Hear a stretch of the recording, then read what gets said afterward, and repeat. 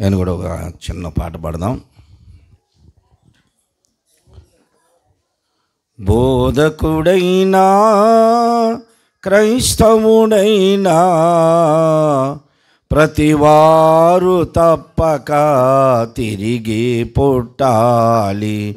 ప్రతివారు తప్పక తిరిగి పుట్టాలి. బోధకుడైనా అజ్ఞాన కాలమందు దేవదేవుడు చూసి చూడనట్లుగా ఉండెను గాని, అజ్ఞాన కాలమందు దేవదేవుడు చూసి చూడనట్లుగా ఉండెను గాని, ఇప్పుడైతే అంతటను ప్రతి మనుజుడు మారు మనసు పొందాలని నొక్కి చెప్పెను. ఇప్పుడైతే అంతటను ప్రతి మనుజుడు మారు మనసు పొందాలని నొక్కి చెప్పెను. బోధకుడైనా క్రైస్తవుడైనా ప్రతివారు తప్పక తిరిగి పుట్టాలి. ప్రతివారు తప్పక తిరిగి పుట్టాలి. నీతిమంతుడైనను నికోదేముతో మారు మనసు పొందాలని నొక్కి చెప్పెను. నీతిమంతుడైనను నికోదేముతో మారు మనసు పొందాలని నొక్కి చెప్పెను. తిరిగి పుట్టకున్న ఎడల పరము చేరవు. తిరిగి పుట్టకున్న నీవు పరము చూడవు. తిరిగి పుట్టకున్న ఎడల పరము చేరవు. తిరిగి పుట్టకున్న నీవు పరము చూడవు. బోధకుడైనా క్రైస్తవుడైనా ప్రతివారు తప్పక తిరిగి పుట్టాలి. ప్రతివారు తప్పక తిరిగి పుట్టాలి. క్రొత్త జన్మమెత్తినప్పుడే క్రైస్తవుండవు. క్రీస్తు రాజానికి వారసుండవు. క్రొత్త జన్మమెత్తినప్పుడే క్రైస్తవుండవు. క్రీస్తు రాజానికి వారసుండవు. అంతదనక నీవు అరికెగుదువు. అంతదనక క్రీస్తు నీకు అంతుబట్టడు. అంతదనక నీవు గాలికి గురుచుందువు. అంతదనక క్రీస్తు నీకు అంతుబట్టడు. క్రైస్తవుడైనా ప్రతివారు తప్పక తిరిగి పుట్టాలి. ప్రతివారు తప్పక తిరిగి పుట్టాలి. యేసునందు ఉన్న నీవు క్రొత్త వాడవు. యేసునందు లేకున్నా చీడ పురుగువు. యేసునందు ఉన్న నీవు క్రొత్త వాడవు. యేసునందు లేకున్నా చీడ పురుగువు. గుంట నక్క వలె నీవు కాచియుందువు. ద్రాక్ష తోటలెల్ల నీవు చెరుపుచుందువు. గుంట నక్క వలె నీవు కాచియుందువు. ద్రాక్ష తోటలెల్ల నీవు చెరుపుచుందువు. బోధకుడైనా క్రైస్తవుడైనా ప్రతివారు తప్పక తిరిగి పుట్టాలి. ప్రతివారు తప్పక తిరిగి పుట్టాలి. బోధకుడైనా. దేవుని స్తోత్రం. ప్రభునందు ప్రియమైన సహోదరి సహోదరులందరికీ నా హృదయపూర్వకమైన వందనాలు తెలియజేస్తున్నాను. ఇప్పటివరకు కూడా పాటలు పాడాం.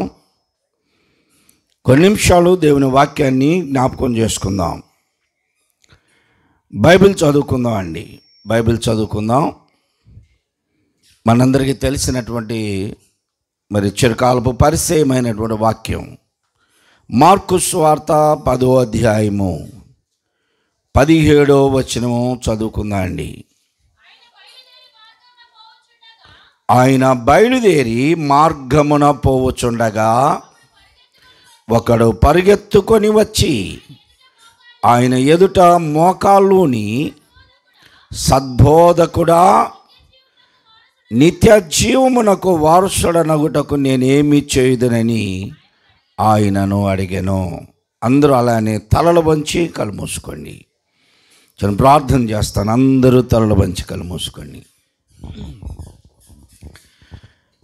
ప్రేమ నమ్మకములు గల మా పరలోకపు తండ్రి, మీ ప్రియ కుమారుడు మా రక్షకుడైన యేసుక్రీస్తు పరిశుద్ధ నామంలో ఈ రాత్రికాల సమయంలో మా ప్రభువా మీ పాద సన్నిధానంలో చేరామయ్యా. పగటి కాలంలో జరిగిన బాప్తిస కార్యక్రమాల్లో మీరు తోడుగా ఉన్నారు. ఈ రాత్రి తిరిగి మరలా మా ప్రభువా ఈ కుటుంబంలో చేరి చిన్నబిడ్డ ఏనోష్ యొక్క బర్త్డేని పునస్కరించుకొని నూతనముగా రక్షించబడిన బిడ్డలను ఉద్దేశించి ఈ కృతజ్ఞత కూటమును వారు ఏర్పాటు చేయగా, ఈ కూటములో మీరుండి ఇప్పటి వరకు మమ్మల్ని నడిపించినందుకు మీకు వందనాలు, స్తోత్రాలయ్యా. మా ప్రభువా పాటలో మా జీవితానికి కొంతవరకు మేలుకరమే అయినను వాక్యము అవసరం. మీరేమి మాట్లాడుతున్నారో ఆ మాటలను విని వాటి ద్వారా వాటి వలన మేము ఫలించులాగున ఆ వాక్యమును వినుటకు ప్రతి ఒక్కరికి వినగలుగుటకు ఆసక్తిని కలిగించండి అయ్యా.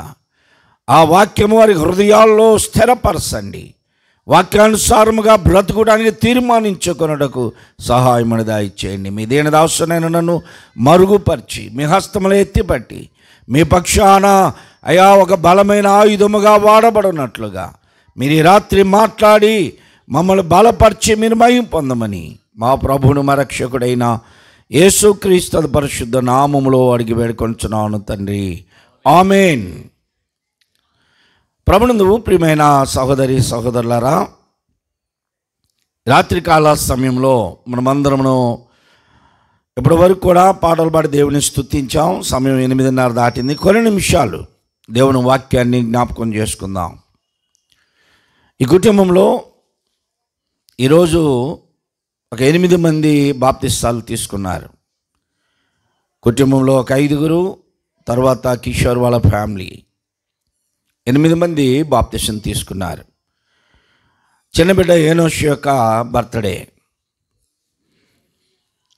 బాప్తిసం తీసుకున్న తర్వాత మనల్ని అందరూ పరీక్షిస్తూ ఉంటారు.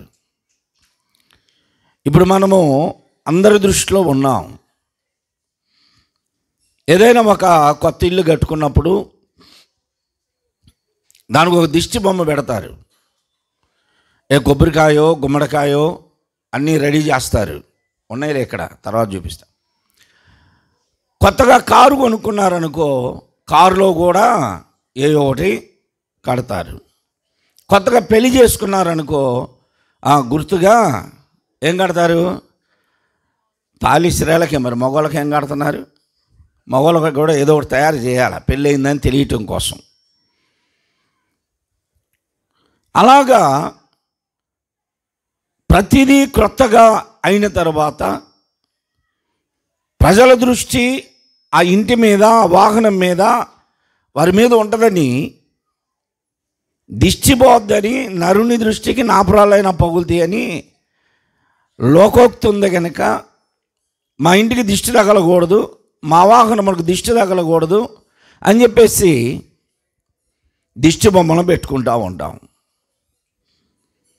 అలాగే ఇప్పుడు ప్రతి వ్యక్తి కూడా దిష్టి తాళ్ళు కట్టుకున్నారు. ఇదివరకు రోజుల్లో చిన్నపిల్లలకు కట్టేవాళ్ళు. ఎంట్రుకలు చుట్టి, మా ఎరుకల కాలనీలో మా వాళ్ళు ఏం చేసేవాళ్ళంటే ఎంట్రుకలు చుట్టి కాళ్ళకు కట్టేవాళ్ళు. ఇప్పుడు అందరూ కట్టుకుంటున్నారు. పిక్కల దాకా ప్యాంట్లు వేసి మగపిల్లలు, ఆడపిల్లలు అందరూ దిష్టి తాళ్ళు కట్టుకుంటున్నారు. మరి వీళ్ళేం అందంగా ఉన్నారో. ఒక నల్లగా ఉంటాడు, వాడి కాలికి కూడా తాడే. మరి వాడికి ఏం దిష్టి తగిలిదో తెలియదు.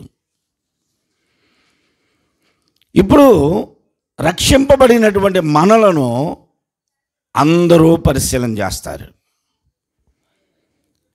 వాళ్ళందరూ మనల్ని పరిశీలన చేసినంత మాత్రాన మనకేం దిష్టి తగలదు. కాకపోతే వారి పరిశీలనలో మనం యోగ్యులముగా కనపడాలి. ఒకసారి ఒక ఏనుగు ఆ సెలయేటిలో మునిగి స్నానం చేసి శుభ్రంగా ఆ మార్గాన్ని వెళ్తూ ఉంది.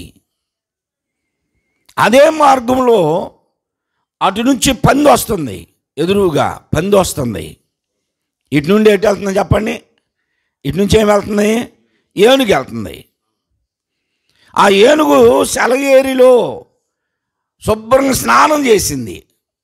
శుభ్రంగా స్నానం చేసి దాని మార్గాన మరలా వెళుతుంటే అదే మార్గంలో ఎదురుగా పంది వస్తుంది.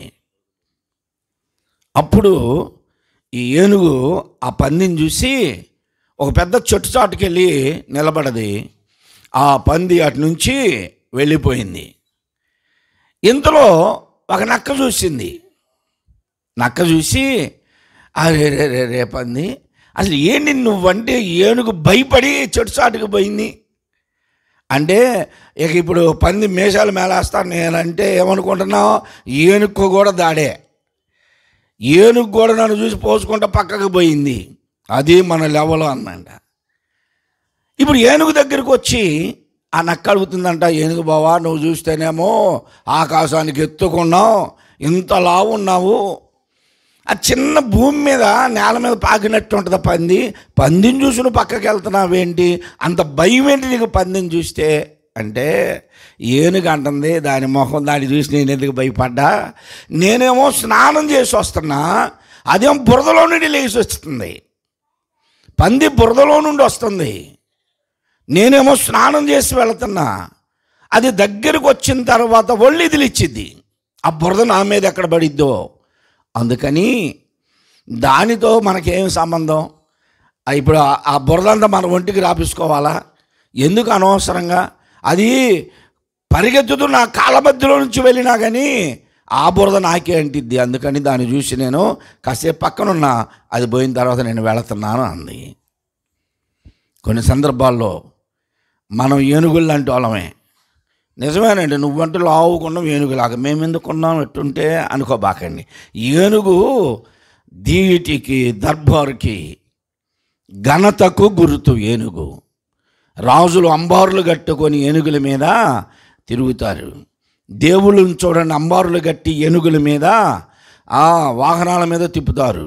అంటే ఘనమైనది, అంత ఘనత కలిగింది.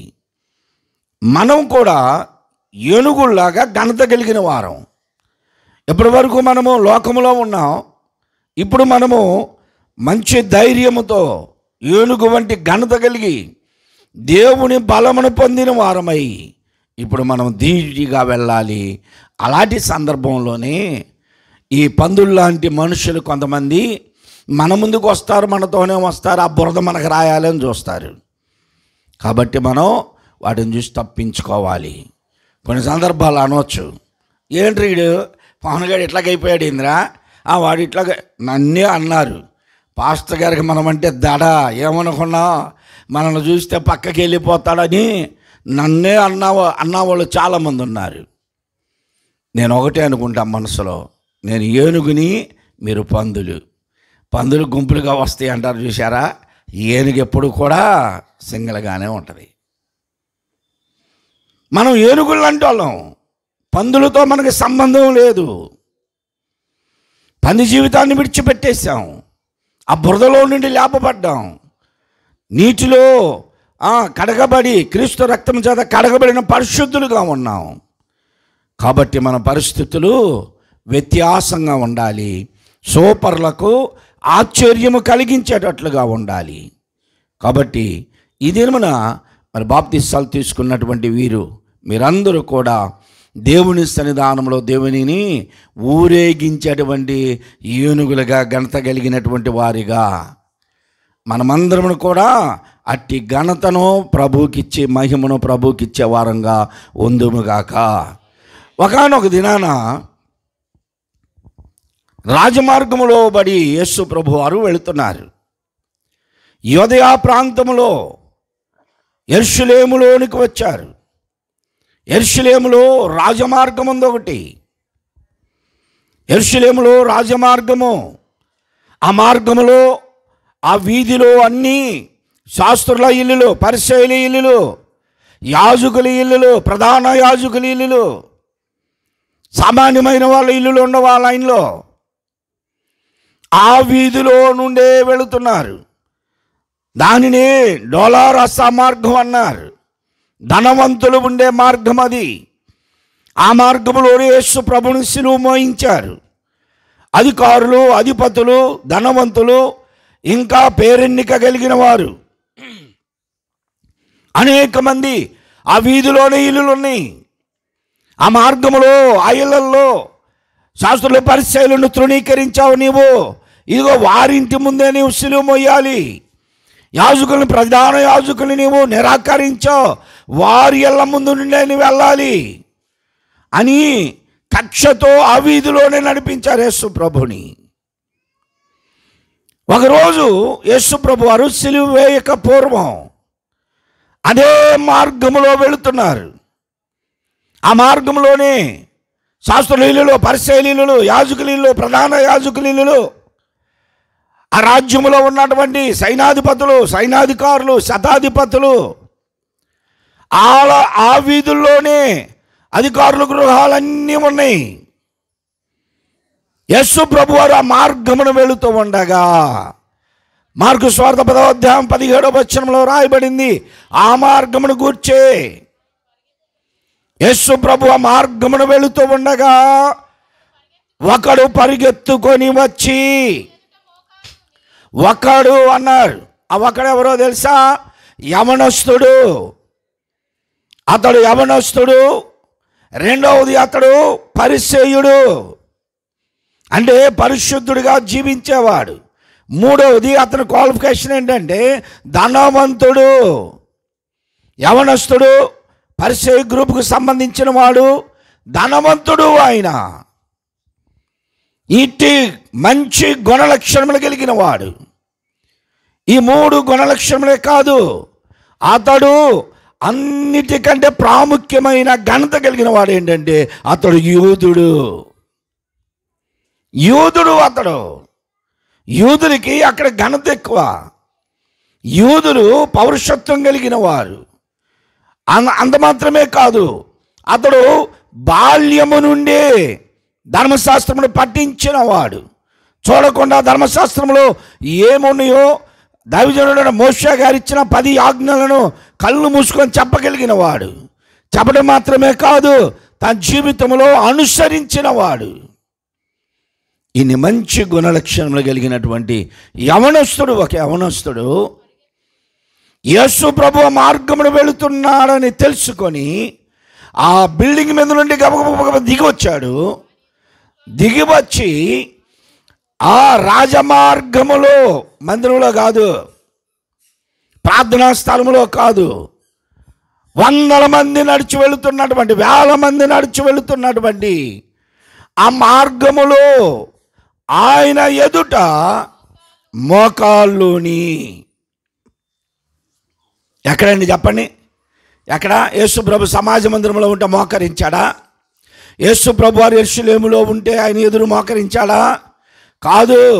రాజమార్గములో వేల మంది ప్రజల మధ్యలో యేసు ప్రభు వెళుతూ ఉంటే నడి రోడ్డు మీద వీధిలో ఈ యవనస్తుడు త్వరగా దిగివచ్చి యేసు ప్రభు ఎదుట మోకరించి, వేల మంది యేసు ప్రభు వెనకెలా ఉన్నారు.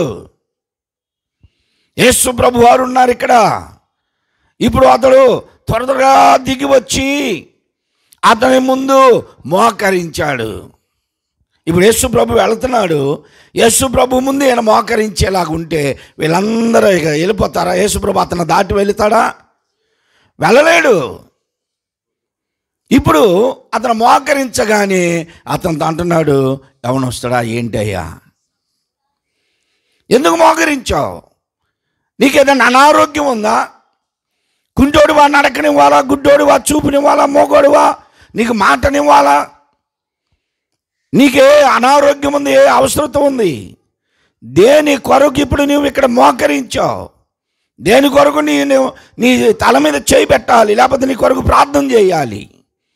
ఏ బలహీనత నీలో నుండి నేను విడిపించాలి? అపవాది చేత దురాత్మల చేత పీడించబడ్డావా? దేని కొరకు నువ్వు మోకరించావు? ఏంటి చెప్పు అన్నాడు ప్రభు. అంటే అతను అంటున్నాడు, సద్బోధకుడా, సద్బోధకుడా. ఎంత చక్కగా మాట్లాడుతున్నాడండి. అతడు యూదుడు, పరిసయ్యుడు, అతడు ధనవంతుడు, యమనస్తుడు, ధర్మశాస్త్రమును పాటించేవాడు. యేసు ప్రభు ఎదుట మోకరించి నాకేదో కావాలని అడగట్లేదు. అతనికి ఏ కొరత లేదు ధనమును అడగడానికి. అతనికి ఉన్నటువంటి కొరత ఏమీ లేదు అతనికి. అందువలన ఇప్పుడు అంటున్నాడు, వాన సద్బోధకుడా, నీవు మంచి బోధకుడివి.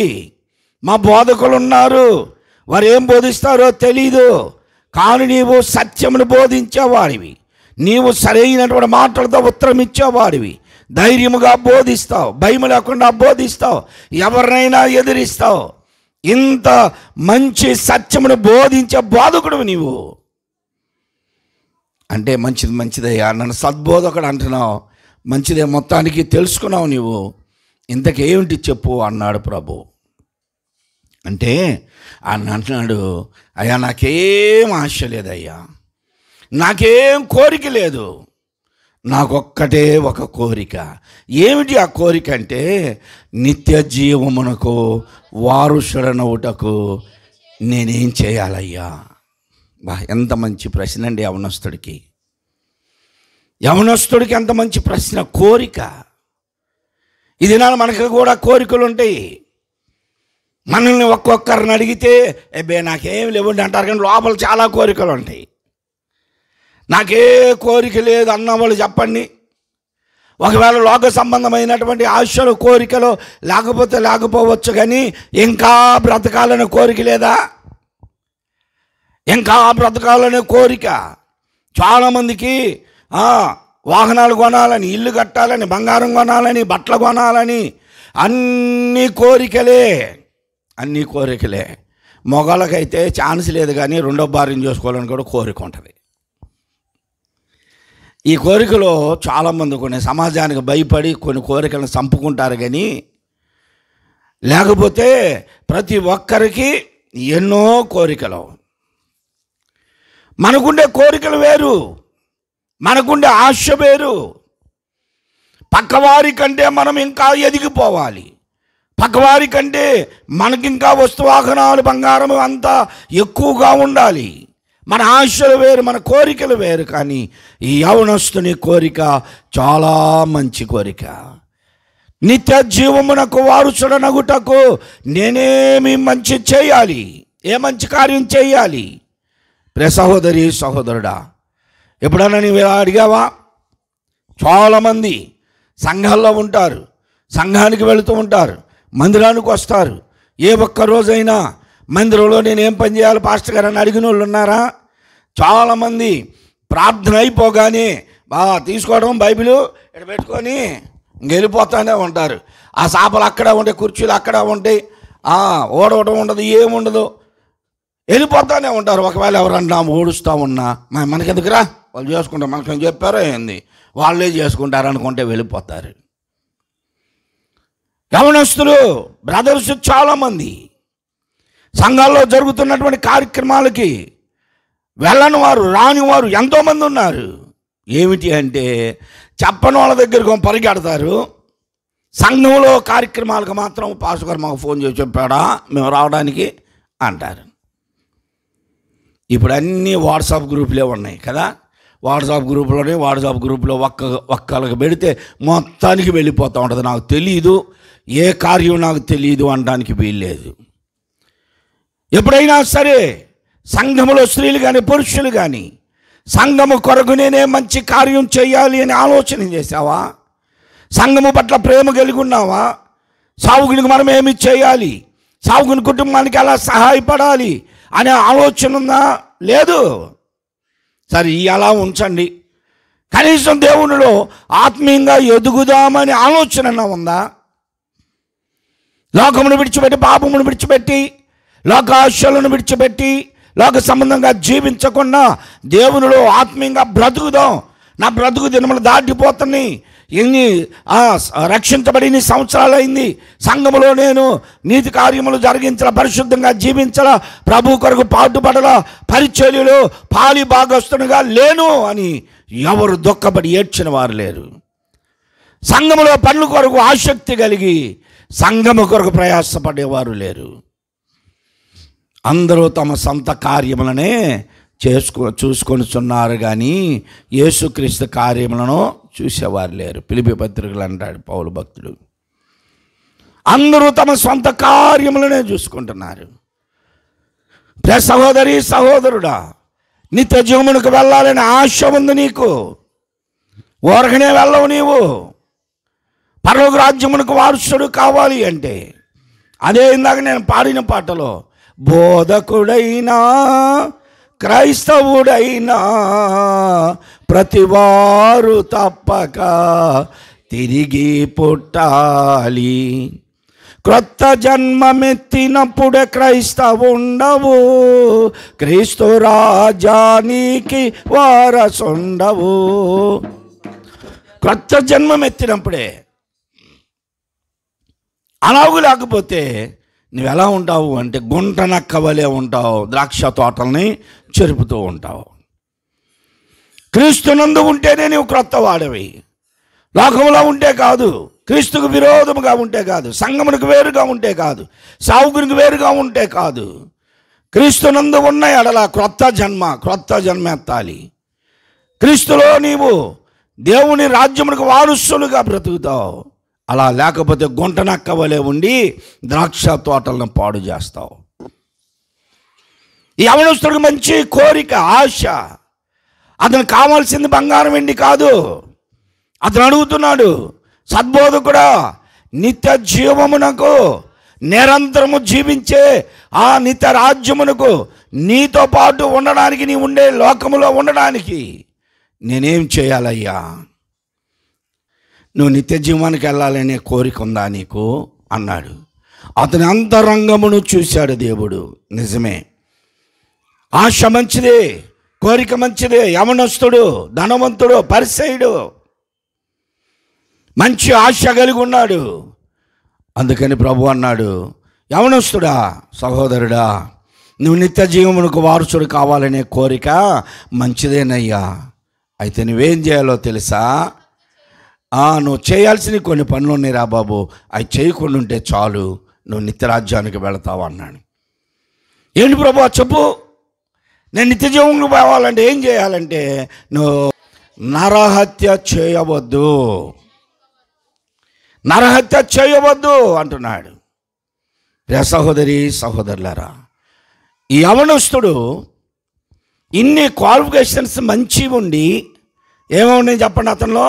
అతను పరిసయుడు, ధనవంతుడు, అతడు యవనస్తుడు, ధర్మశాస్త్రమును పఠించేవాడు, యూదుడు. ఇతను ఇప్పుడు యేసు ప్రభు దగ్గరికి వచ్చిన తన ఉద్దేశం ఏమిటి అంటే, యేసు ప్రభు దగ్గరికి ఎందుకు వచ్చాడో తెలుసా?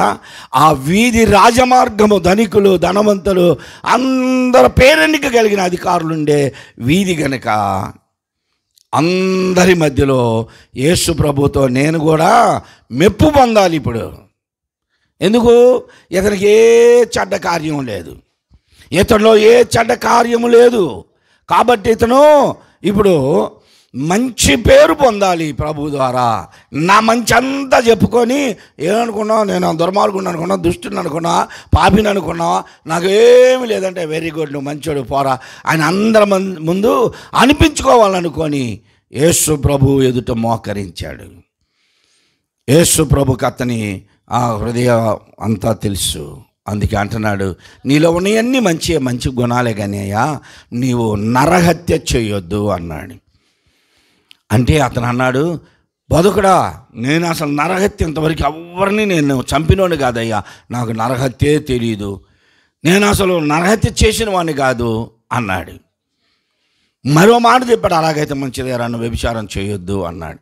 భలేవాడు ప్రభు, నేను చిన్నప్పటి నుంచి అంత ఖండితంగా ఉన్నాను తెలుసా నాకు, నేను అసలు ఎవరిని చూసి ఎరగనండి, ఇట్లా ఎట్లా చూసుంటా, దూరంగా ఉండాలని చూసి మొత్తం స్కానింగ్ తీసి మళ్ళీ తల ఉంచుకుంటాను నేను, అంతేగాని నాకు అసలు ఎవరిని నేను చూడనయ్యా అన్నాడు. ఈ దినాన్ని మన చూపులు కూడా అయ్యాయి కదా. ఈరోజు మనం ఎలా ఉంటాం? యేసు ప్రభు చెప్పాడు వాటికి, నీవు నరహత్య చేయొద్దు, వ్యభిచారం చేయొద్దు, దొంగతనం చేయొద్దు, అబద్ధ సాక్ష్యాలు చెప్పొద్దయ్యా, ఎవరిని మోసపుచ్చొద్దు, నీ తల్లిదండ్రులను సన్మానించమని ఆజ్ఞ నీకు తెలుసు కదా అంటే, అతను అన్నాడు, అందరికి వెళ్ళి బోధకుడా ఇవి అన్నీ నేను చిన్నప్పటి నుండే చేస్తున్నానండి. ప్రభు అన్నాడు, నరహత్య చేయొద్దు అన్నాడు. ఇక్కడ ఎవరైనా ఉన్నారా నరహత్య చేసి ఎవరైనా చంపిన వాళ్ళు? ఎవరైనా ఉన్నారా? ఎవరు లేరు. నేను కూడా ఎవరిని చంపాలా, నాకు అసలు కత్తి పట్టుకుంటే భయం, నేను కూడా చేయలే. కానీ యేసు ప్రభు ఏమన్నాడో తెలుసా? సామెతల గ్రంథంలో సొలొమోను అంటున్నాడు, కత్తిపోటు వంటి మాటలు మాట్లాడువారు కలరు అన్నాడు. కత్తిపోటు వంటి మాటలు మాట్లాడువారు లేరా? ఈరోజు చాలామంది ఉన్నారు.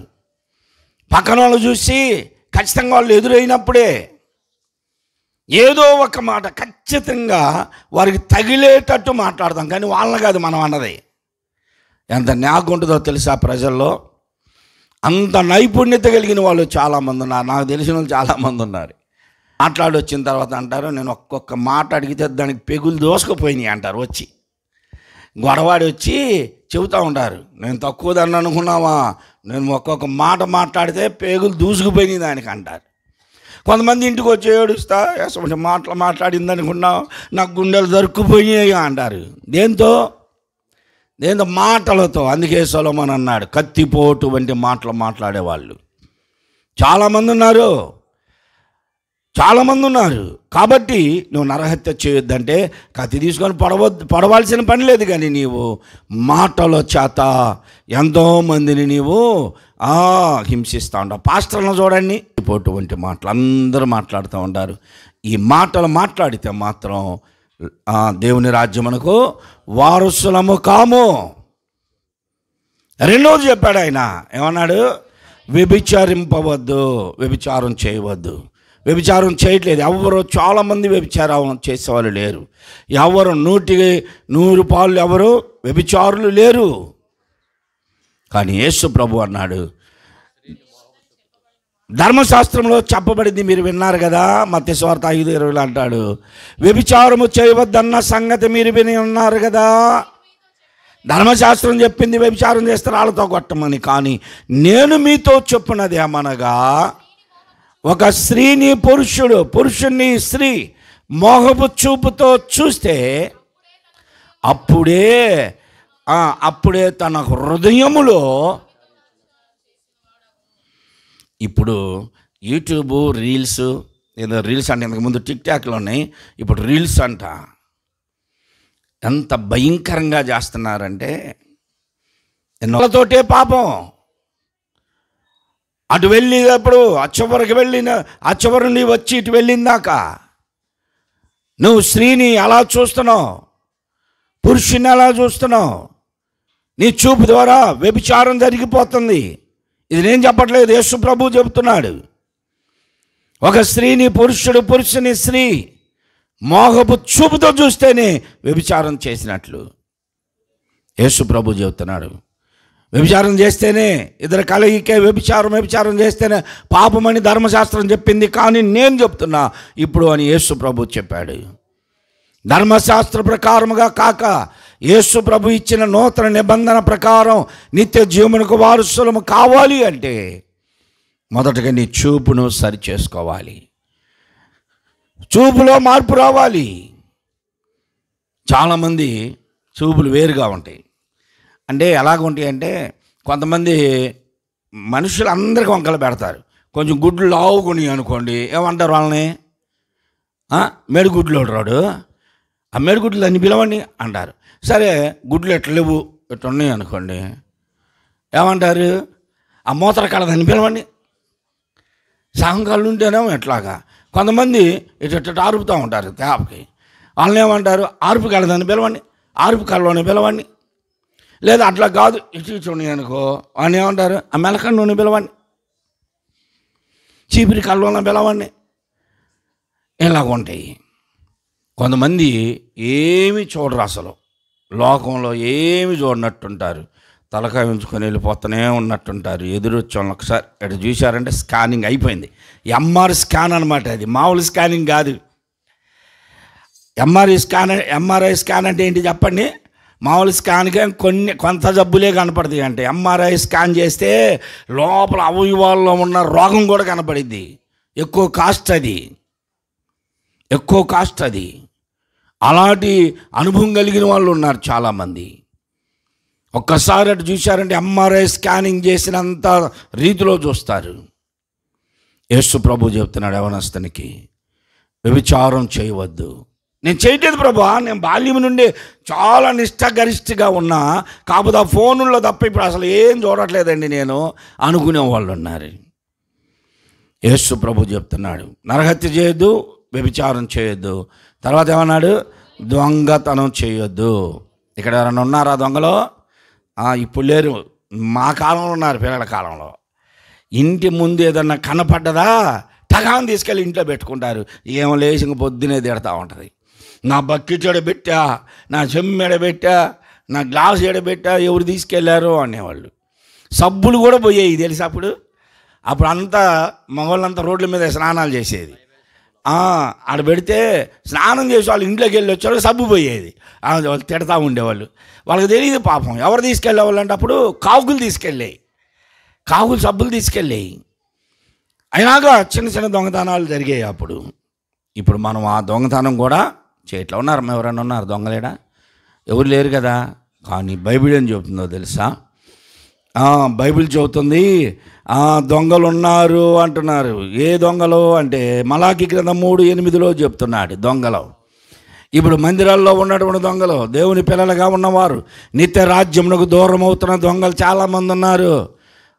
మానవుడు దేవుని యొద్ద దొంగలునా? మానవులు దేవుని దగ్గర దొంగతనం చేస్తున్నారు. దేవుని దగ్గర ఏం దొంగతనం చేస్తాం? హుండీలు పగలు కొడుతున్నారు చాలామంది. దేవాలయాల దగ్గర హుండీలు పగలు కొట్టే వాళ్ళు ఉన్నారు. రియల్గా మన చర్చిలో అప్పుడు పూరిపాక చర్చి మంది. పూరిపాక చిన్నపిల్లలు మేము ఒక 15 సంవత్సరాల లోపు వయసు, మాకంటే చిన్నపిల్లలు ఉన్నారు 8-9 సంవత్సరాల వయసు కలిగిన వాళ్ళు. వాళ్ళలో ఒక అమ్మాయి ఉంది. అమ్మాయి ఇప్పటికి కూడా ఉంది, బ్రతికే ఉంది. కానీ మా క్రైస్తవులు కాదు. అమ్మాయి పిల్లలతో సావాసంగా వచ్చి గుళ్ళోకి వచ్చేది.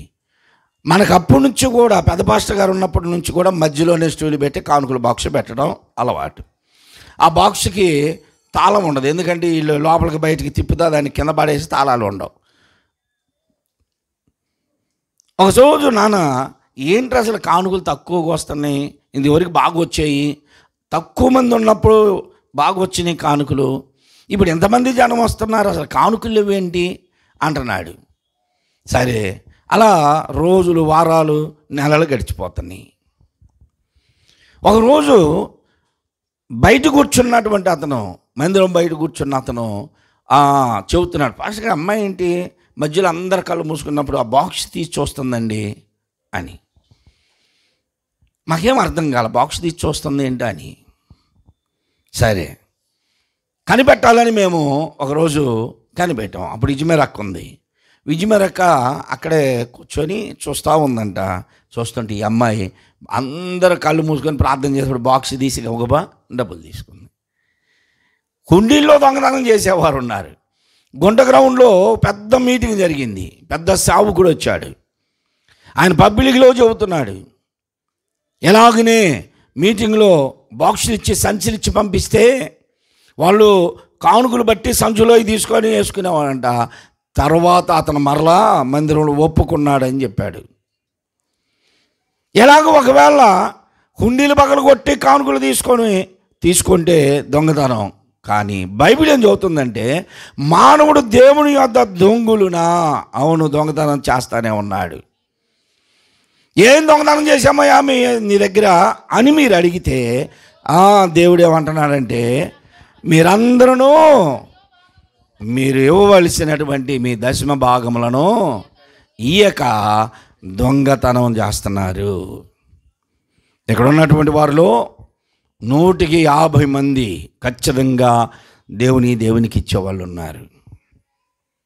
ఇంకా కొంతమంది సంపాదనకి మించి కాగదు కానీ సంపాదన ఉన్నంత కూడా దేవునికి ఇచ్చేవారు లేరు, దేవునికి ఇవ్వటం లేదు. అలాగ ఒకవేళ నీవు సమృద్ధిగా నీవు వెళుతున్నటువంటి మందిరంలో నీ సేవకునికి నీ సంపాదన అంతటిలో 10వ భాగము కొత్త నిబంధనకు వచ్చేసరికి ఏమంటున్నారంటే, నీవు అభివృద్ధి చెందినంతగా, నువ్వెంత అభివృద్ధి చెందుతావో అభివృద్ధి చెందే కొలది అంతగా దేవునికి ఇవ్వు అన్నాడు. అంతగా దేవునికి ఇవ్వాలి. ఈ రాష్ట్రుడు దేవుని సన్నిధానంలో అన్ని మంచి గుణ లక్షణములు కలిగిన వాడే. అతడు వ్యభిచారం చేసేవాడు కాదు, నరహత్య చేసేవాడు కాదు, దొంగతనం చేసేవాడు కాదు, అబద్ధ సాక్ష్యములు పలికేవాడు కాదు, ఎవరిని మోసపుచ్చేవాడు కాదు, ఈ తల్లిదండ్రులను సన్మానించేవాడు. ఎన్ని మంచి గుణలక్షణాలండి! ఇవాళ ఎవరికైనా తల్లిదండ్రులను సన్మానించే మంచి గుణలక్షణం ఉందా? కొంచెం వయసు పెరిగిపోతే ఆ ముసలాన్ని పిలు, ఆ ముసలాన్ని పిలు, ముసలాడు లే పక్కకి, ముసలాన్న పక్కకు పో అంటూ ఉంటారు పిల్లలు. నేను చూస్తున్నా చాలామంది తల్లిదండ్రులను సన్మానించట్లా. తల్లిదండ్రులను సన్మానించాలి. వారు మీ కొరకు కష్టపడి పని చేసి మిమ్మల్ని పెంచి పోషించి సంరక్షణ చేసి ప్రయోజకులను చేసిన తల్లిదండ్రుల వాళ్ళు. ఇవన్నీ యవనస్తుడు మంచి పనులే చేశాడు, ఇంకా నాలో ఏమీ లేదయ్యా, బాల్యము నుండి నేను ఇవన్నీ చేశాను ప్రభువా అన్నాడు. యేసు ప్రభు అతనిని చూసి, ఈ అన్ని మంచి గుణలక్షణాలు నీలో ఉన్నాయ్యా నాకు తెలుసు, కానీ నీకు ఒకటి కొదువుగా ఉన్నది అన్నాడు. ప్రియ సహోదరి సహోదరులారా, అతని మీద ద్వేషంతో చెప్పట్లా యేసు ప్రభు, అతని మీద ప్రేమతో చెబుతున్నాడు. ఎందుకు? నిత్య రాజ్యముకి నీ వారసుడు కావాలని. ఈరోజు మేము కూడా చెప్పేది దేవుని రాజ్యమునికి మీరు వారసులు కావాలని, దేవుని రాజ్యములో మీరు నిరంతరము ఉండాలని, దేవుని పిల్లలుగా ఉండాలని, నిరంతరము దేవునికి ఇష్టలుగా బ్రతకాలని మిమ్మల్ని ప్రేమించి చెబుతున్నాం. ప్రభు అతనిని ప్రేమించి, నీకు ఒకటి కొదువుగా ఉన్నది, నీవు వెళ్ళి నీకు కలిగిన వాటిని అన్నిటినీ అమ్మేసి పేదలకు పంచేసిరా. నీవు ఇక్కడ అన్నీ అమ్మేసి దేవుని రాజ్యమునకు వారసుడు అనేసరికి అతడు ముఖము చిన్నబుచ్చుకొని దుఃఖపడుచు తిరిగి వెళ్ళిపోయాడు యవనస్తుడు. యేసు ప్రభు చెప్పింది ఏంటి? నీవు దేవుని రాజ్యమునకు వారసుడు కావాలంటే నీ కలిగిన అన్ని అమ్మేసి నన్ను వెంబడించు అన్నాడు. ఇదిగో వీళ్ళందరూ ఇలాగనే వెంబడించారు, నీవు కూడా అలాగే వెంబడించాయా అంటే అతడు సహించలేకపోయాడు ఆ మాట.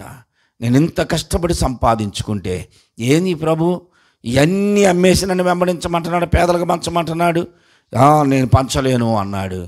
ఎందుకు ఏడుస్తున్నాడు అంటే, అయితే నాకు దేవుని రాజ్యం లేదా, నేను దేవుని రాజ్యములకు వారసుని కాలేనా అని దుఃఖపడుతూ ప్రియ సహోదరి సహోదరులారా, ఇప్పుడు అంటున్నాడు యేసు ప్రభు, చుట్టూ అందరినీ చూసి, మీలో చాలామంది ధనవంతులు ఉన్నారు, ఆస్తులు కలిగిన వారు ఉన్నారు,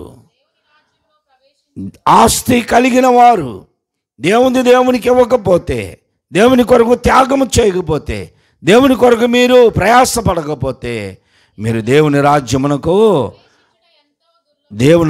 వారసులు కారు, ప్రవేశించటం ఎంతో దుర్లభము అని యేసు ప్రభు శిష్యులతో చెప్పి ఆయన మరలా వారితో అంటున్నాడు, ధనవంతుడు దేవుని రాజ్యములో చేరుట కంటే వండే సూది బెజ్జములో దూరుట చాలా సులువు అన్నాడు. అంటే ధనవంతులు దేవుని రాజ్యానికి వెళ్ళరా? వెళతారు. ఎలాగా అంటే దేవుని రాజ్యమునికి వెళ్ళగలిగిన ధనవంతులు కూడా ఉన్నారు. దేవుని పని కొరకు కనిపెడుతూ ఖర్చు పెడుతూ దేవుని వెంబడించేవారుగా ఉండాలి. ఇద్దరున్నారు, వారికి అసలు పిల్లలు లేరు. భార్యాభర్తలకి ఇద్దరికి అసలు పిల్లలు లేరు. పిల్లలు లేని వాళ్ళకి ఆశ ఎక్కువ ఉంటుంది. 190 మందికి ఉంటుంది, ఒక 10 మందికి ఉండదేమో. కానీ నేను చూసినటువంటి వారిలో మరి ఎందుకో అర్థం కాదు, ఆశ, బాగా ఆశ. నాకు తెలిసిన ఒక ఆమె ఉందలే, మన పేటలోనే ఉంది కానీ పేర్లు చెప్పకూడదు. ఆమె అటు పోతా బియ్యం స్టోర్కి పోయి వస్తా ఒక చెప్పు దొరికితే చెప్పు తీసుకుంటుంది, తాడు గట్టి ఆడ పెట్టిద్ది. ఇంకొకసారి బజార్ పోయి వస్తా ఇంకొక చెప్పు దొరికిద్ది. ఇదో కంపెనీది అదో కంపెనీది, ఇదో కలర్ అదో కలరు, 2 కలర్లు దొరికి 2 కార్లకు వేసుకొని తిరుగుతూ ఉంటుంది. ఎంత ధనవంతురాలో తెలుసా? నిన్నటి అన్నమో మొన్నటి అన్నమో నీళ్ళు పోసుకొని తాగిద్ది. రోజు పలావులు వండుకున్న తరగని అంత ఆస్తి ఉంది. చివరికి ఎవరు పాలు చేసో పోయింది ఆమె, అనుభవించలేకుండా. ఇంతటి పేనాసోళ్ళు ఉంటారు. ఇద్దరు భార్యాభర్తకు పిల్లలు లేరు. వారికి నడికారు వయసు వచ్చేసింది. ఒకరోజు భార్యాభర్తలు, అయ్యా మనం వెళితే ఈ ఆస్తి ఎవరికి అవిద్ది, ఎవరెవరో తీసుకుంటారు కానీ అక్కడ ఒక ఇల్లు ఉంది, అక్కడ ఒక ఇల్లు ఉంది, అది ఒక ఇల్లు ఉంది, పొలం ఉంది, స్థలం ఉంది, అన్నీ అమ్మేసిరాపో అనుకున్నారు. అమ్మేసుకొచ్చుకున్నారు. అన్ని డబ్బులు బంగారం బిస్కెట్లాగా తయారు చేసుకొని మూట కట్టుకున్నారు. ఇంట్లో పెడితే కూడా ఎట్లాగయ్యా అంటే ఎవరికి తెలియకుండా మచ్చు మీద పెడదామని మచ్చు మీద పెట్టుకున్నారు. మరి మచ్చు మీద పెట్టుకున్నాం, మన ఇంట్లో కూడా జాగ్రత్తగా ఉండాలి కదంటే దానికి మన ఇద్దరం కాపలా ఉందామయ్యా అనుకున్నారు. పగులు నువ్వుండు, నైట్ నేను ఉంటా అని ఇద్దరు వంతులు వేసుకున్నారు. వంతులు వేసుకొని పగులేమో ఇంట్లో కూర్చొని ఆ మంచం మీదే ఉండాలా. ఒక కుటుంబం ఉంది నాకు తెలుసు, భార్యాభర్తలో. ఆ అబ్బాయి బీడీ తాగుతాడు, సిగరెట్ బీడీ సగం తాగి దాన్ని ఆర్పి జేబులో పెట్టుకుంటాడు. మళ్ళీ కాసేపు ఉన్నాక తీసుకొని తాగుతాడు. ఎంత పేనాసోడంటే బాగా సంపాదన ఉంది. ఇంట్లో బీరువాకి అడ్డంగా మంచం వేసుకొని వాళ్ళకి మంచం పడుకుంటారు. భార్య లేకపోతే భర్త లేకపోతే భార్య అసలు ఆ మంచం వదిలిపెట్టరు. వాళ్ళ మరిది బతుకున్నప్పుడు తన్ని తీసుకెళ్ళేవాడు, మొత్తాన్ని లాగి బయటికి తీసుకెళ్ళాడు. చచ్చిపోయాడు అబ్బాయి. అంత బాగా పేనాయిస్తాను. సరే వీళ్ళిద్దరూ కాపలాదారులుగా ఇంట్లోనే ఉండి మంచం వేసుకొని మచ్చుకెళ్ళే చూసుకుంటా పడుకుంటారు. ఒకరోజు రాత్రి ఆమె పగలంతా డ్యూటీ చేసింది, పడుకుంది. ఇప్పుడు ఈయన డ్యూటీ చేస్తున్నాడు. ఈయన డ్యూటీ చేసే సమయం వచ్చింది. సందకాడ వీళ్ళిద్దరు ఏం చేశారంటే ఆ బకెట్ ఏదో కొంచెం పడుదూరాయా అని పిలిచింది. ఆ బకెట్ బయటకు పట్టొచ్చే లోపల దొంగ ఎప్పటి నుంచో కనిపెట్టాడు. అరే వీళ్ళు స్థలాలన్నీ అమ్మారు, పొలాలన్నీ అమ్మారు, ధనమంతా తెచ్చారు, ఇంట్లోనే పెట్టుంటారు, ఎప్పుడు కాజేయాలని కనిపెట్టుకొని ఉండి వీళ్ళిద్దరూ కొంచెం ఆ బకెట్ అటు బట్టే లోపల వీడు దూరాడు. వీడు తీసుకొని కిందకి దిగబోయేలోకి ఆయన వచ్చాడు లోపలికి. ఆయన వచ్చేసి మంచం మీద పడుకున్నాడు. ఇక వాడికి దిగే ఛాన్స్ దొరకలా. ఇంకా మళ్ళీ ఛాన్స్ దొరికిందాక ఉండాలి. ఇప్పుడు ఏం చేయాలని అలాగనే ఉన్నాడు. ఇప్పుడు ఏమో వీళ్ళిద్దరూ స్నానాలు చేశారు, భోజనం చేశారు, పడుకున్నారు. ఆమె పగలంతా డ్యూటీ చేసింది కాబట్టి అటు తిరిగి పడుకుంది హాయిగా. ఏకైనా నీట్గా కళ్ళు అప్పగించి అలానే చూస్తా ధనంకెళ్ళే చూస్తూ ఉన్నాడు. మధ్య రాత్రికి నిశ్శబ్దంగా ఉంది, గొర్రెకిన పడుతుంది ఆమెది. ఈ పైన ఉన్నవాడు అనుకున్నాడు దొంగ వీళ్ళు హాయిగా నిద్రపోయారు, గొర్రెకిన పడుతుంది, చూద్దామని కొంచెం మెల్లిగా అటు చూశాడు. అటు చూసేసరికి ఈ ఎల్లికల పండుకొని చూశాడు. గుండె గుబేలు మంది ఒక్కసారి. వామ్మో, నేను ఎంత కాపలా కాసి సీము చుట్టుక్కుమన్నా మెలుకుతూ ఉండి మేము మా ధనానికి ఇంత కాపలా కాసుకుంటుంటే వీడు ఎట్ట దూరాడు అసలు పైకి, ఎప్పుడు వెళ్ళాడు అని ఆలోచించి ఇందాక అటు వెళ్ళినప్పుడు దూరాడేమో. అయితే ఇప్పుడు అని అరిశామా వాడు మమ్మల్ని చంపుతాడు. ఇప్పుడు తెలివిగా ప్రజలకి విని బట్టి ఇవ్వాలి, ఏం చేద్దాం అనుకొని ఆలోచన చేశాడు. ఆలోచన చేసి లేవుతున్నామో లే కొంచెం లే అంటున్నాడు. అంటే ఊరికాయ పగలంతా నేను డ్యూటీ చేశా, నైట్ డ్యూటీ నువ్వే చేసుకుంటే కాదు లే అంటే నన్ను ఇసుకించుకో, నన్ను లేపకో అంటుంది. కాదమ్మా అది కాదు. ఒకవేళ మనకి కొడుకు పుట్టాడనుకో, వాడికి ఏం పేరు పెడదాము అంది. ఆమెతో ఎంతకాలం లేని ఏడుపు, ఎంతకాలం లేని పిల్లవాడు ఇప్పుడే పుట్టాడా, అప్పుడే వారికి పేరు పెడతావా? ఆలు లేదు, సూలు లేదు, కొడుకు పేరు సోమలింగం అని. ఏంటయ్యా నీ తీరు, నన్ను ఇసుకి బాగా నిద్రపోని అంటుంది. కాదమ్మా, పిల్లోడు పుడితే వాడికి ఏం పేరు పెడతాంటే ఏదో ఒక పేరు పెట్టిపో, నన్ను ఇసుకి బాకో అని. సరే ఆడికి పంతులు అని పేరు పెడదాము అన్నాడు. సరే ఏదో ఒకటి పెట్టుకో అంది. కాసేపు నాకు మరలా మో లే అన్నాడు. ఏందయ్యా ఇవాళ ఊరకి ఇసుకిస్తున్నా, ఏంటి చెప్పు అంటే, రెండో కొడుకు పుట్టాడు అనుకో, వాడికి ఏం పేరు పెడదామే అంటే, అసలు మొదటోడికే తైశానం లేదు, ఇప్పుడు మళ్ళీ రెండో వాడు అంటున్నావు నువ్వు. మొదటోడు పుట్టని పేరు పెట్టని తర్వాత రెండో వాడు కాదంటే, కాదు రెండో వాడు పుడితే వాడికి ఏం పేరు పెడదాం అన్నాడు. ఏదో ఒక పేరు పెట్టుకో, ఫస్ట్ వాడికి పెట్టావుగా, రెండో వాడికి కూడా నీ ఇష్టం. ఇప్పుడు మనవాళ్ళు పేర్లు పెట్టాలంటే ఏం చేయాలా?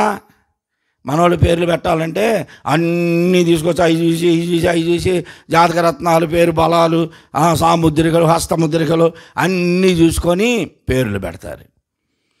ఆయన ఏం చూడాల, దొంగలి అని పెడదామా అన్నాడు. సరే ఏదో ఒకటి పెట్టుకో. మళ్ళీ కాసేపు ఉన్నాక ఆమెను పొడిచి లేపి, మన పిల్లలిద్దరు ఒకవేళ బయటికి వెళ్ళారనుకో, వాళ్ళని ఎట్ట పిలుద్దాం అంటే, ఊరి నాయను సచ్చినోడు నన్ను నిద్రపోని ఇట్లా, నువ్వు ఇవాళ ఏదో పుట్టింది నీకు, నన్ను నిద్రపోని ఇట్లా. ఫస్ట్ వాడు బొట్ల వాడికి పేరు పెట్టలా, రెండో వాడు బొట్ల వాడికి పేరు పెట్టలా. వాళ్ళిద్దరు పుట్టినట్టు, వాళ్ళిద్దరూ బయటికి వెళ్ళినట్టు, వాళ్ళనేదో మరలా నువ్వు కాకేసి పిలిచినట్టు. ఏంటయ్యా ఈ గొడవ? ఒక ఇద్దరు ఇలాగనే దన్నుకుంటున్నారంట రోడ్డు మీద. వాళ్ళిద్దరు దన్నుకుంటుంటే బీర్బల్ అనేటువంటి మంత్రి అటు వెళ్తున్నాడు. రేబా ఎందుకు అలా దన్నుకుంటున్నారంటే, లేకపోతే ఏంటంటే మంత్రి గారు ఏంటి అనుకుంటున్నావు అంటే, అసలు ఏంటి మీ గొడవ చెప్పంటే, వాడు పెద్ద పులితో నా బర్రెని చంపిస్తాడంటండి, నా గేదెని అన్నాడు. అదేంటి అబ్బాయి అంటే, అవునండి నా పెద్ద పులితో వాడి గేదెని చంపిస్తాను అన్నాడంట. ఈయన బాగా దీర్ఘం చూసి, ఏయిరా మీ పెద్ద పూలు ఏది, మీ గేదేదంటే, కాదండి దేవుడు మాకు కనపడి వరం ఇస్తే ఈడేమో పెద్ద పూలు కోరుకుంటాడంట, నేనేమో బర్రెని కోరుకుంటా, అందుకని వాడు పెద్ద పూలతో నా గేదెని చంపిస్తాడంటండి. చూసారా మూర్ఖులు అనమాట. దేవుడు కనపడలా వీళ్ళకి, వరం అడగలా, ఇచ్చింది లేదు, వాడు నా పెద్ద పూలతో నీ బర్రెని చంపిస్తాను అన్నందుకు గొడవ ఇద్దరు. వీళ్ళు కూడా అలాగనే పిల్లలు పుట్టింది లేదు, పేర్లు పెట్టింది లేదు. వాళ్ళిద్దరు బయటకు పోతే ఏమైనా పిలుద్దాంటే, పిలుచుకోయా అంటే ఇప్పుడు ఈయన కేకలు పెడుతున్నాడు. ఓ పంతులయ్యా దొంగలయ్యా, పంతులయ్యా దొంగలయ్యా అని పిలుస్తున్నాడు. ఇంటి పక్కన పంతులు గారు ఉన్నాడు, ఆయన్ని పిలుస్తున్నాడు అనమాట ఈయన తెలివిగా. ఆయన ఏంట్రా మధ్యరాత్రి ఏదో అంటారుగా, అర్ధరాత్రి మధ్యలో తెరువని, ఏంటి అరుపు, ఈయన ఎప్పుడు ఇలా పిలవలేదే, ఏదో జరిగి ఉంటుందని ఆయన వచ్చేసి నలుగురిని పోగేసుకొని, ఏమైందా వీళ్ళని తలుపు తీసేలోపు, వీళ్ళు తలుపు తీసి దొంగనే లోపల వాడు దూకాడు, ఈ జనాల్లో కలిసాడు, వెళ్ళిపోయాడు. చాలామంది ఇలాగనే ఉంటారు. ధనవంతులు అగుట ఒకని ఆస్తి ఎక్కువ ఒకటి వలన వానికి క్షేమం ఉండదు అన్నాడు. మనం ధనవంతులం కావచ్చు, దేవుడిచ్చేదే ఇది. దేవుని పని కొరకు కూడా మనం కనిపెట్టాలి. ఈ యవనస్తుడు అతడు ఎలాంటి ధనవంతుడు అంటే, మిగులు ఆస్తి కలిగిన వాడు, ఎక్కువగా ఆస్తి కలిగిన వాడు. యవనస్తుడు, పరిసయ్యుడు, ధనవంతుడు, ధర్మశాస్త్రము పాటించేవాడు, యూదుడు, ఇన్ని మంచి గుణలక్షణాలు, క్వాలిఫికేషన్స్ కలిగి దేవుని రాజ్యమునకు వెళ్ళలేకపోయాడు.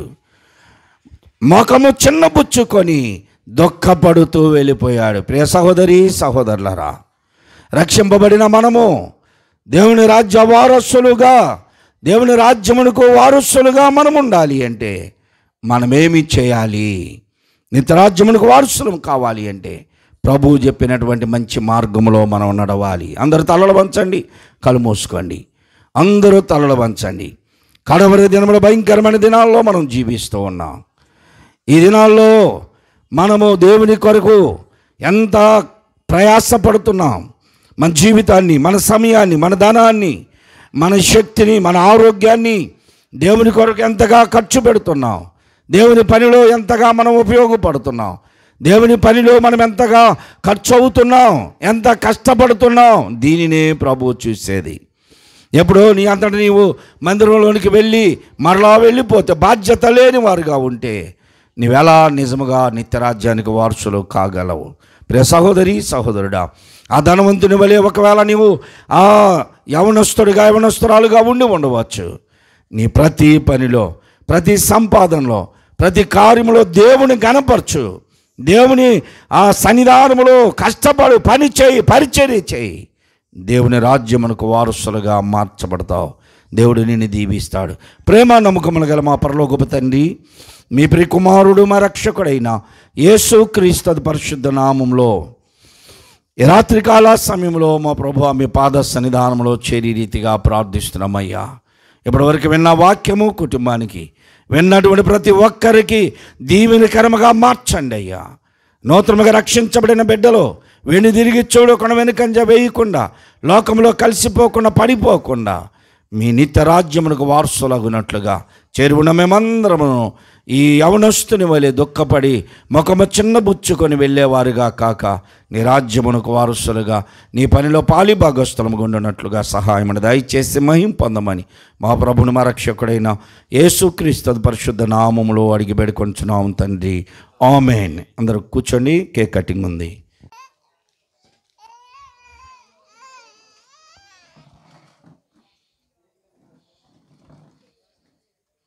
పవనరా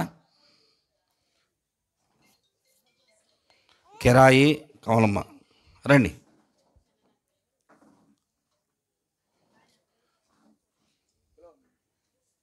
కోటేశ్ మేస్త్రి కేక్ కటింగ్కి కోటేశ్ మేస్త్రి గారు వస్తారు. బైబిల్ పంచడానికి ఇందాక లింగారావు మేస్త్రిని పిలిచా. కిరాయి కమలమ్మ రండి, త్వరగా వస్తే కేక్ కటింగ్ చేపిద్దాం. ఇట్రా ముందుకురా, ఇట్రా, వాళ్ళు తీస్తారు ఫోటోరా. పవన్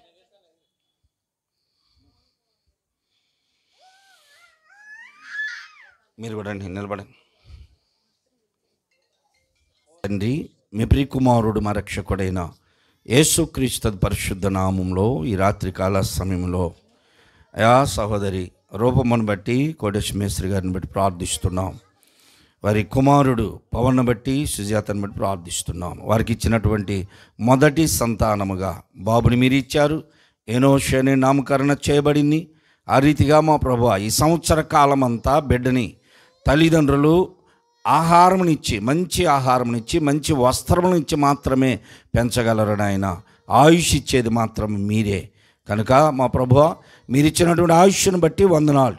ఈ సంవత్సరమును దయా కిరీటముగా బిడ్డకు ధరింపజేసి మరొక నూతన సంవత్సరంలో బిడ్డను ప్రవేశపెట్టినందుకు మీకు వందనాలు, స్తోత్రాలు. మీరు ఇచ్చినటువంటి వాగ్దానములు ఎన్నో ఉన్నాయి. తల్లి మరచినా నేను మరవను అని మీరు వాగ్దానం చేశారు. అలాగనే ఆ ముదిమి వచ్చు వరకు ఎత్తుకొని వాడను నేను అని వాగ్దానం చేశారు. కనుక నాయన ఈ బిడ్డని మీ హస్తములకు అప్పగిస్తున్నాం. తల్లిదండ్రుల పోషకులుగా ఉన్న ఆయుష్ పెంచి ఆధ్యాత్మికంగా పెంచగలిగిన జ్ఞానమును మా ప్రభువా తల్లిదండ్రులకు ఇవ్వండి. బిడ్డను కూడా మీ సన్నిధానంలో వారు ఏ రీతిగా ఎదిగారో ఈ బిడ్డ కూడా ఆ రీతిగా నీ సన్నిధానంలో ఎదుగునట్లుగా సహాయమని దయచేసి మహిమ పొందమని, దీర్ఘాయుష్య కలిగి ఆరోగ్యవంతులుగా పెద్దవారి ఆధీనంలో ఆ ఎదుగుతూ ఉండగానే మనుషుల దయ దేవుని జ్ఞానమందు ఆ చిన్న బిడ్డ ఎదుగునట్లు సహాయమని దయచేసి కుటుంబంలో మిగిలిన ప్రతి ఒక్కరిని మీరు దీవించి ఆశీర్వదించండి. తీసుకొచ్చిన ప్రహారమును దీవించి పంచుతూ ఉండగా అనేక మందికి సరిపోనట్లుగా సహాయమని దయచేయండి. ఆయా ప్రాంతాల నుండి, స్థానికంగా ఉన్న సంఘము నుండి అనేక మంది వచ్చారు. వారందరూ కూడా తిరిగి గృహములో చేరు పర్యంతరమే కాపుదలని గురించి మీ కృపలో బలపరచమని మా ప్రభుడు మా రక్షకుడైన యేసుక్రీస్తు పరిశుద్ధ నామములో అడిగి వేడుకొంచున్నాను తండ్రి. ఆమేన్. మన ప్రభు అయిన యేసుక్రీస్తు యొక్క కృప, తండ్రిని దేవుని యొక్క ప్రేమ, పరిశుద్ధాత్మ యొక్క అన్యోన్య సహవాసము ఆదరణ ఇప్పుడు ఎల్లప్పుడూ కూడిన మనకందరకు, ప్రత్యేకంగా చిన్న బిడ్డ ఏనోషుకి నూతనముగా బాప్తిసాలు తీసుకున్న బిడ్డలందరికీ సదా తోడైండును గాక. ఆమేన్. ఇది వెలిగించండి.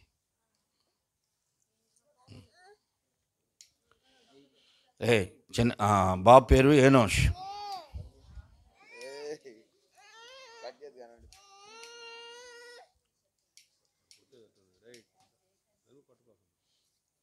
Long life to you. Happy long life to dear Enosh. Happy long life to you.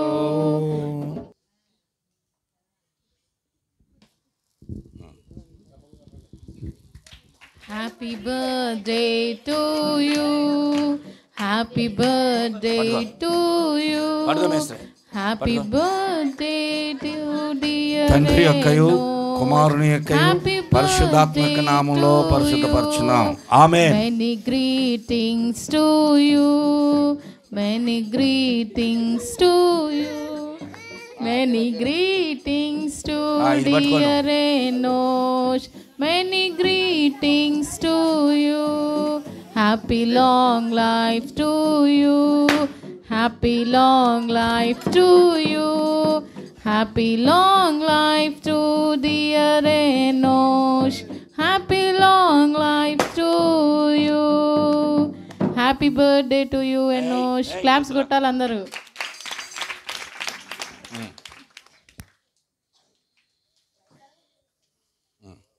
పడుకో.